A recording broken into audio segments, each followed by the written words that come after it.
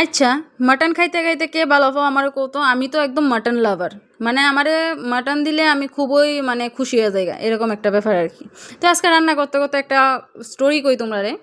আমরা ঘরের মধ্যে আমরা ৪ জন মানুষ। ৪ জন মানুষের মধ্যে আমি আমার বাবা মা তো আমরা খুব ভালো পাই। অনেকে আছে যে মাটন খাইয়া ভালো পায় না। তার মধ্যে আমার বোন হইছে একজন, আমার ছোট বোন।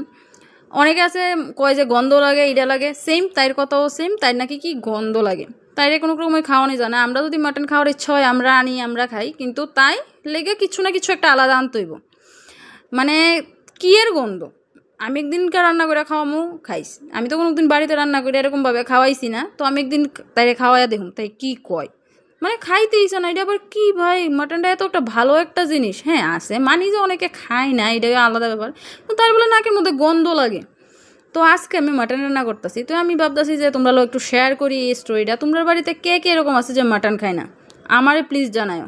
আর তোমরা কে কে খাও না এটাও জানাও। অনেকে আছে যে খায় না, আমার ভিডিও দেখে।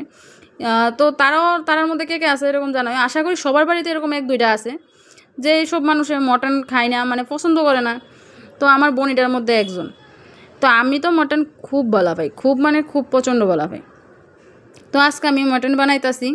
তো আজকে তো আমি দারুণ করে সেরা খাম, খুব দারুণ লাগতেছে। আমি বানাইতেছি জিনিসটা। এই দেখো আমি কাউন্ট করতেছি 1 2 3, দেন এই যে দেখলা সিটি দিল। তো আমি মাটন রেডি করে লাইছি। তোমরা শুধু কালারটা দেখো। আর রেসিপি